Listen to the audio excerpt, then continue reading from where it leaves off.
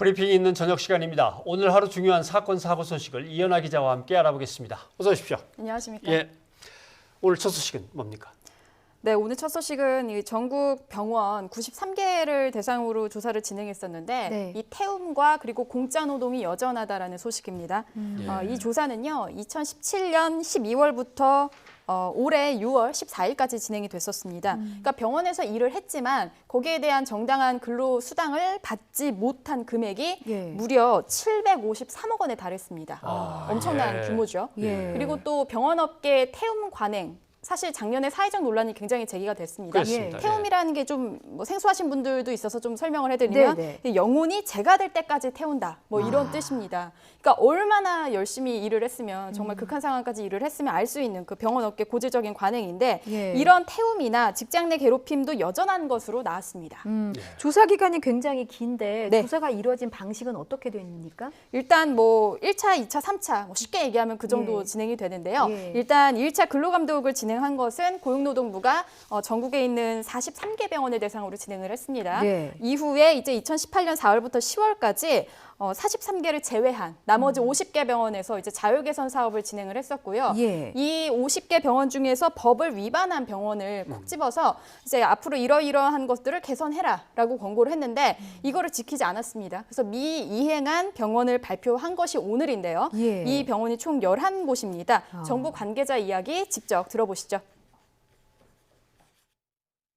임금 미지급이라든가 이런 것, 그다음에 뭐 근로시간 관련된 내용들 중심으로 구성되어 있고요.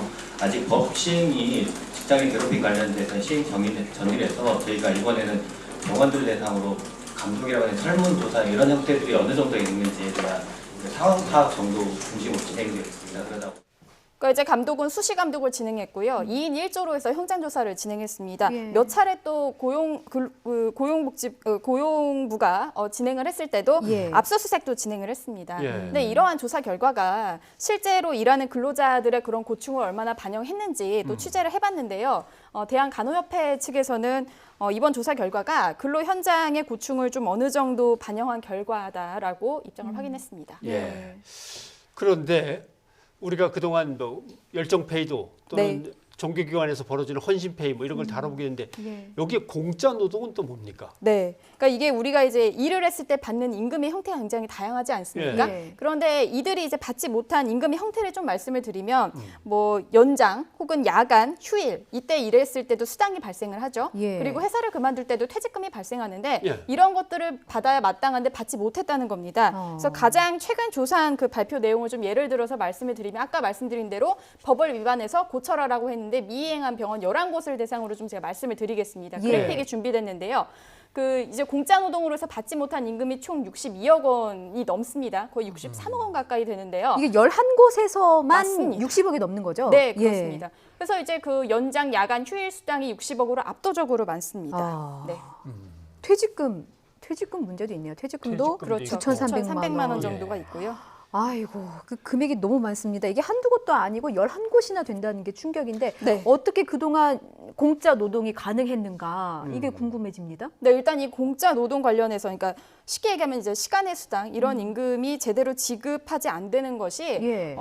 고질적인 문제다라고 사실 고용노동부도 그렇고요. 예. 그리고 또 대한간호협회도 둘 다 공통적으로 이제 꼽았습니다. 예. 근데 이게 어떻게 가능한 건지 보면은 대부분 이제 이 근로자들은 간호사가 가장 많거든요. 그래서 예. 그 간호사의 근무 환경과 굉장히 밀접한 연관이 되어 있는데요.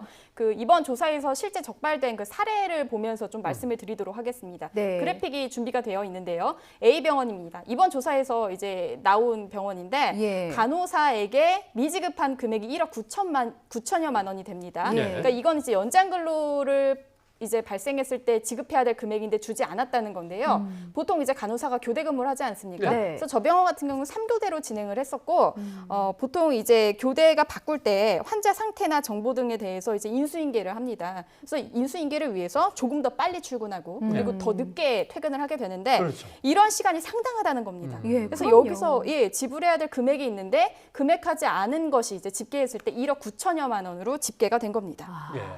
예를 들면 환자 상태에 따라서 간호사가 그냥 바로 퇴근하기 뭐하고 더 돌봐줄 수도 있고 예. 네. 그다음에 인수인계를 하다 보면은 일찍 나와서 인수인계 준비하고 또 인수인계 하다 보면 시간이 길어지고 하면 예. 그건 사실 연장 근로로 가야 되는데 네. 예, 환자의 생명과도 연관된 부분인데 나 근무 시간 끝났다고 바로 갈 간호사가 어디 있겠습니까? 예, 이 근무한 인정을 안 시간을 해주는 다 인정을 거군요. 해줘야죠. 네. 예. 맞습니다. 그리고 태움 관행은 벌써부터 문제가 됐는데 간호사 네. 태움 관행도 여전히 심각한 문제로 남아있단 말씀이군요. 맞습니다. 그러니까 이번 조사에서도 또 태움이 여전하다라는 그 결과가 또 확인이 된 건데요. 예. 이 태움 관행은 사실 사회적 논란 작년에 굉장히 심각했는데 이번 조사에서 구체적으로 밝혀진 사례들 좀 말씀을 드리면 예. 수습 간호사가 이제 업무를 제대로 못한다는 이유로 뭐 꼬지 피고 또 등도 맞고 그랬습니다. 예. 그리고 또 환자들 있는 그 공개적인 장소에서 인격을 모욕하는 발언도 했고요. 폭언도 서슴지 않았습니다. 사실 이 태움 굉장히 심각합니다. 예. 작년에 2월 그 서울 아산병원에서 근무하던 박선욱 간호사가 예. 사실 그 태움 등을 근거로 해서 이제 극단적인 선택을 스스로 했습니다. 예. 이 태움이 어느 정도 심각한지 알 수 있냐면은 이제 숨진 박선욱 간호사의 휴대전화 메모를 보면은 예. 뭐 직장 내 괴롭힘이죠, 따돌림이나 그런 어. 압박감 굉장히 심각했고 결국 유족 측은 산재를 신청했는데 인정받은 사건입니다. 그러니까 사실 이 태움이 극단적인 선택으로 몰고 갈 수 있을 정도로 굉장히 심각한 부분이라고 볼 수 있는 겁니다. 아니 이번에 법 위반으로 밝혀진 병원들 있잖아요. 어딘지도 궁금하고 어떻게 되는 겁니까? 어쨌든 법을 위반한 것으로 이제 확인이 네. 됐으니까요. 네, 일단은 이 법 위반 크게 이제 두 가지로 보면은 공짜 노동 그리고 이제 그 태움, 그 직장 내 괴롭힘 두 가지로 볼 수 있는데요. 예. 일단 공짜 노동 관련해서는 14일 안에 이런 밀린 금액을 그 근로자에게 반드시 지불을 해야 됩니다. 예. 만약에 미지불할 경우에는요 검찰로 이 사건이 넘어가게 됩니다. 예, 그렇게 되고 이제 태움 관련해서는 이제 법적인 변화가 좀 발생을 하게 되는데요. 예. 직장 내 괴롭힘을 금지하는 개정 근로기준법이 다음 달 16일부터 시행을 하게 됩니다. 근데 이제 이런 법 관련해서 보면은 직접적인 처벌을 하지 않기 때문에 예. 실효성이 없는 거 아니냐 이런 논란도 있지만요. 실제 현장에 계신 분들의 목소리 그리고 근로감독을 하는 고용노동부 측에서는 이 법이 개정된 것만 해도 좀 상당한 긍정적인 변화가 있을 것이다라고 보는데요. 예. 전문가의 이야기 한번 직접 들어보시죠.